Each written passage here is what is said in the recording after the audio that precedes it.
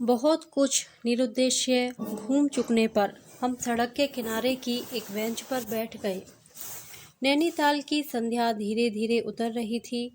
रुई के रेशे से भाप से बादल हमारे सिरों को छू छू कर बेरोक टोक घूम रहे थे। हल्के प्रकाश और अंधियारी से रंग कर कभी वे नीले दिखते, कभी सफ़ेद और फिर देर में अरुण पड़ जाते। वे जैसे हमारे साथ खेलना चाह रहे थे। पीछे हमारे पोलो वाला मैदान फैला था। सामने अंग्रेजों का एक प्रमोद गृह था, जहां सुहावना रसीला बाजा बज रहा था, और पास में था वही सुरम्य अनुपम नैनीताल। ताल में किश्तियां अपने सफ़ेद पाल उड़ाती हुई एक दो अंग्रेज यात्रियों को लेकर इधर से उधर और उधर से इधर खेल रही थी। कहीं कुछ अंग्रेज एक एक देवी सामने प्रतिस्थापित कर अपनी सुई सी शक्ल की डोंगियों को मानो शर्त बांधकर सर पर दौड़ा रहे थे। कहीं किनारे पर कुछ साहब अपनी बंसी डाले सधैर्य, एकाग्र, एकस्थ, एकनिष्ठ मछली चिंतन कर रहे थे। पीछे पोलो लॉन में बच्चे किलकारियां मारते हुए हॉकी खेल रहे थे। शोर, मारपीट, गाली गलौज भी जैसे खेल का ही अंश था। इस तमाम खेल को उतने क्षणों का उद्देश्य बना वे बालक अपना सारा मन, सारी देह, समग्र बल और समूची विधा लगाकर मानो खत्म कर देना चाहते थे। उन्हें आगे की चिंता ना थी, बीते का ख्याल ना था। वे शुद्ध तत्काल के प्राणी थे। वे शब्द की संपूर्ण सच्चाई के साथ जीवित थे। सड़क पर से नर नारियों का अविरल प्रवाह आ रहा था और जा रहा था। उसका न ओर था न छोर था। यह प्रवाह कहाँ जा रहा था और कहाँ से आ रहा था, कौन बता सकता है। सब उम्र के, सब तरह के लोग उसमें थे। मानो मनुष्यता के नमूनों का बाजार सजकर सामने से इठलाता निकला चला जा रहा हो।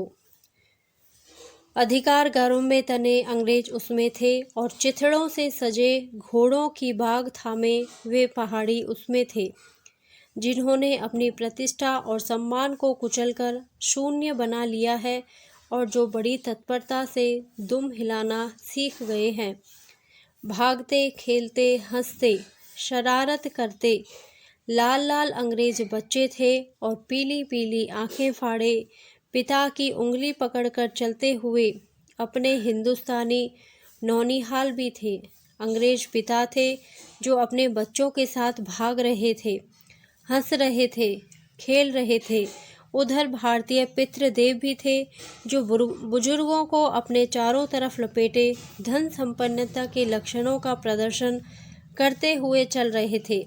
अंग्रेज रमणियाँ थी जो धीरे धीरे नहीं चलती, तेज चलती थी। उन्हें न चलने में थकावट आती थी, न हंसने में मौत आती थी। कसरत के नाम पर घोड़े पर भी बैठ सकती और घोड़े के साथ ही साथ जरा जी होते ही किसी किसी हिंदुस्तानी पर कोड़े भी फटकार सकती थी। वे दो दो, तीन तीन, चार चार की टोलियों में निशंक, निरापद इस प्रवाह में मानो अपने स्थान को जानती हुई सड़क पर चली जा रही थी। उधर हमारी भारत की कुलक्ष्मी सड़क के बिल्कुल किनारे दामन बचाती और संभालती हुई साड़ी की कई तहों में सिमट सिमट कर लोक लाज, स्त्रीत्व और भारतीय गरिमा के आदर्श को अपने परिवेष्टनों में छिपाकर सहमी सहमी धरती में आंख गाड़े कदम कदम बढ़ रही थी। इसके साथ ही भारतीयता का एक और नमूना था। अपने कालेपन को खुरच खुरच कर बहा देने की इच्छा करने वाला अंग्रेजीदा पुरुषोत्तम भी थे, जो नेटिवों को देखकर मुंह फेर लेते थे और अंग्रेज को देखकर आंखें बिछा देते थे और दुम हिलाने लगते थे। वैसे वे अकड़ कर चलते थे, मानो भारत भूमि को इसी अकड़ के साथ कुचल कुचल कर चलने का उन्हें अधिकार मिला है। घंटे के घंटे सरक गए, अंधकार गाढ़ा हो गया, बादल सफ़ेद होकर जम गए, मनुष्यों का वह तांता एक एक कर क्षीण हो गया।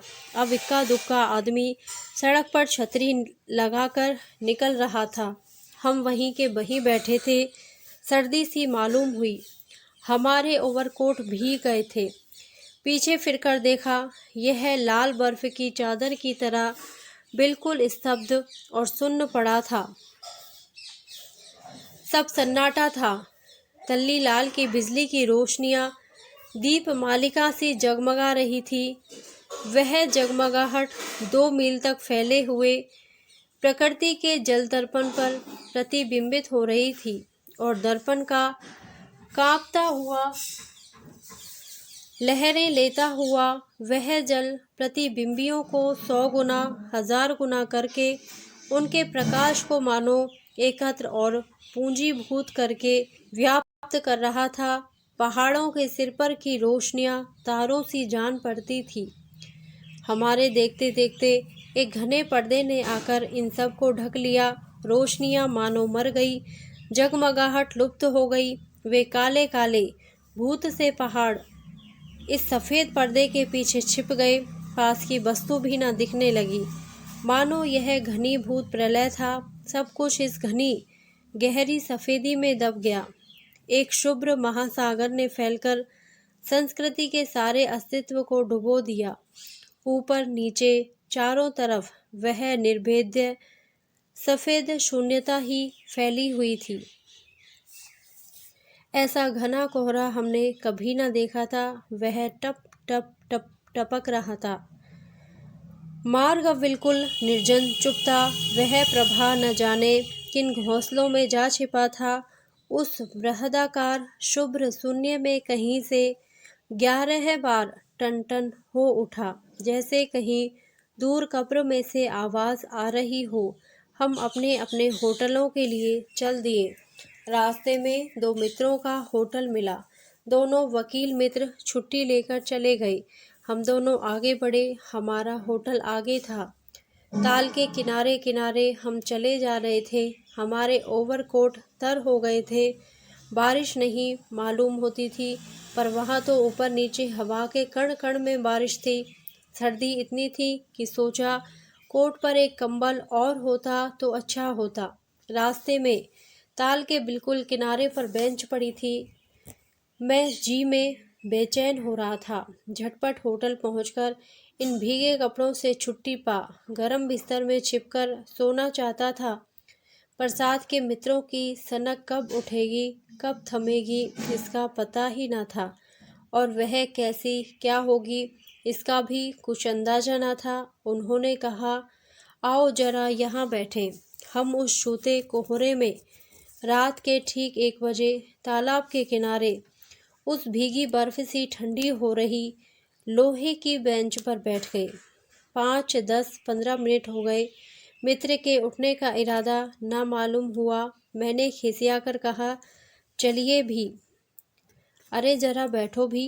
हाथ पकड़कर जरा बैठने के लिए जब इस जोर से बैठा लिया गया तो और चारा ना रहा। लाचार बैठे रहना पड़ा। सनक से छुटकारा आसान न था, और यह जरा बैठना जरा न था, बहुत था। चुपचाप बैठे तंग हो रहा था, कुट रहा था कि मित्र अचानक बोले, देखो वह क्या है। मैंने देखा। कोहरे की सफ़ेदी में कुछ ही हाथ दूर से एक काली सी सूरत हमारी तरफ बढ़ी आ रही है। मैंने कहा, होगा कोई। 3 गज की दूरी से दिख पड़ा। एक लड़का सिर के बड़े बड़े बालों को खुजलाता चला आ रहा है। नंगे पैर है, नंगा सिर है। एक मैली सी कमीज लटकाए है। पैर उसके न जाने कहाँ पड़ रहे हैं, और वह न जाने कहाँ जा रहा है, कहाँ जाना चाहता है। उसके कदमों में जैसे कोई न अगला है, न पिछला, न दायां है, न बायां। पास ही चुंगी की लालटेन के छोटे से प्रकाश व्रत में देखा, कोई 10 बरस का होगा। गोरे रंग का है, पर मैल से काला पड़ गया है। आंखें अच्छी बड़ी पर रूखी है। माथा जैसे अभी से झुर्रियाँ खा गया है। वह हमें न देख पाया। वह जैसे कुछ भी नहीं देख रहा था। न नीचे की धरती, न ऊपर चारों तरफ फैला हुआ कोहरा, न सामने के तालाब और न बाकी दुनिया। वह बस अपने विकट वर्तमान को देख रहा था। मित्र ने आवाज़ दी, ए! उसने जैसे जागकर देखा और पास आ गया। तू कहाँ जा रहा है? उसने अपनी सूनी आंखें फाड़ दी। दुनिया सो गई, तू ही क्यों घूम रहा है? बालक मौन मूक फिर भी बोलता हुआ चेहरा लेकर खड़ा रहा। कहाँ सोएगा? यहीं कहीं। कल कहाँ सोया था? दुकान पर। आज वहाँ क्यों नहीं गया? नौकरी से हटा दिया। क्या नौकरी थी? सब काम, 1 रुपया और झूठा खाना। फिर नौकरी करेगा? हाँ। बाहर चलेगा? हाँ। आज क्या खाना खाया? कुछ नहीं। अब खाना मिलेगा? नहीं मिलेगा। यूं ही सो जाएगा क्या? हाँ। कहाँ? यहीं कहीं, इन्हीं कपड़ों में। बालक फिर आंखों से बोलकर मुंह खड़ा रहा। आंखें मानो बोलती थी, यह भी कैसा मूर्ख प्रश्न है। माँ बाप हैं? हैं। कहाँ है? 15 कोस दूर गांव में। तू भाग आया? हाँ। क्यों? मेरे कई छोटे भाई बहन हैं, सो भाग आया। वहाँ काम नहीं, रोटी नहीं। बाप भूखा रहता था और मारता था। माँ भूखी रहती थी और रोती थी, सो भाग आया। एक साथी और था उस गांव का, मुझसे बड़ा था। दोनों साथ यहाँ आए। वह अब नहीं है। कहाँ गया? मर गया। मर गया? हाँ, साहब ने मारा, मर गया। अच्छा, हमारे साथ चल। वह साथ चल दिया। लौटकर हम वकील दोस्तों के होटल में पहुँचे। वकील लोग होटल के ऊपर के कमरे से उतरकर आए। कश्मीरी दोशाला लपेटे थे, मौत चढ़े पैरों में चप्पल थी। स्वर में हल्की सी झुंझुलाहट थी, कुछ लापरवाही थी। आहा, फिर आप कहिए। आपको नौकर की ज़रूरत थी ना? देखिए, यह लड़का है। कहाँ से ले आए? इसे आप जानते हैं? जानता हूँ, यह बेईमान नहीं हो सकता। अजी, ये पहाड़ी बड़े शैतान होते हैं। बच्चे बच्चे में गुल छिपे रहते हैं। आप भी क्या अजीब हैं, उठा लाए कहीं से। लो जी, यह नौकर लो। मानिए तो यह लड़का अच्छा निकलेगा। आप भी जी, बस खूब है। ऐरे गैरे को नौकर बना लिया जाए, अगले दिन वह न जाने क्या क्या लेकर चंपत हो जाए। आप मानते ही नहीं, मैं क्या करूं? माने क्या खाक। आप भी जी, अच्छा मजाक करते हैं। अच्छा, अब हम सोने जाते हैं। और वे 4 रुपये रोज के किराए वाले कमरे में सजी मसहरी पर सोने झटपट चले गए। वकील साहब के चले जाने पर होटल के बाहर आकर मित्र ने अपनी जेब में हाथ डालकर कुछ टटोला, पर झट कुछ निराश भाव से हाथ बाहर कर मेरी ओर देखने लगे। क्या है? इसे खाने के लिए कुछ देना चाहता था, अंग्रेजी में मित्र ने कहा। मगर 10-10 के नोट हैं। नोट ही शायद मेरे पास हैं। देखें। सचमुच मेरे पॉकेट में भी नोट ही थे। हम फिर अंग्रेजी में बोलने लगे। लड़के के दांत बीच बीच में कटकटा उठते थे। कड़ाके की सर्दी थी। मित्र ने पूछा, तब? मैंने कहा, 10 का नोट ही दे दो। सक पकाकर मित्र मेरा मुंह देखने लगे। अरे यार, बजट बिगड़ जाएगा। हृदय में जितनी दया है, पास में उतने पैसे तो नहीं हैं।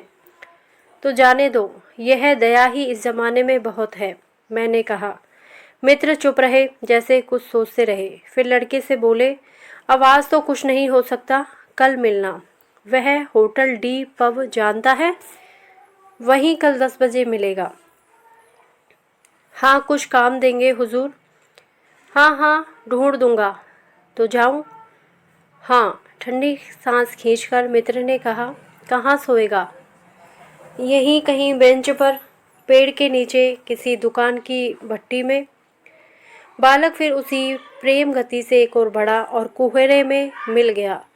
हम भी होटल की ओर बढ़े। हवा तीखी थी, हमारे कोटों को पार कर बदन में तीर सी लगती थी।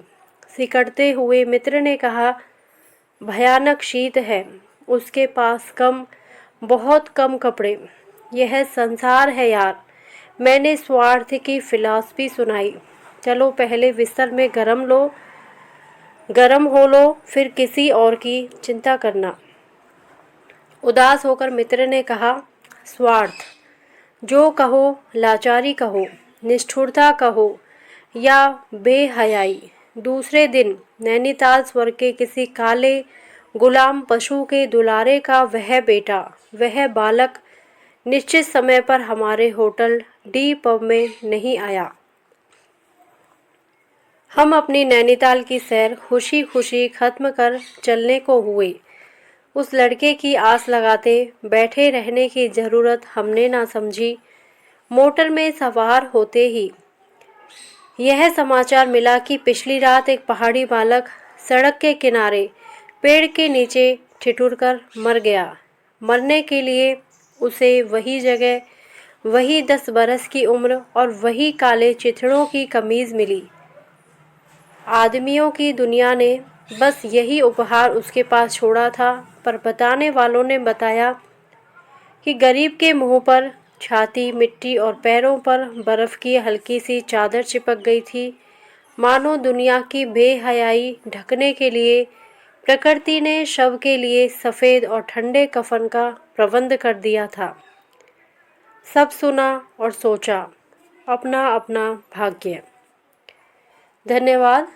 यदि आपको ये कहानी अच्छी लगी हो तो प्लीज़ मेरे वीडियो को लाइक करें, शेयर करें और मेरे चैनल को सब्सक्राइब करें। Thank you.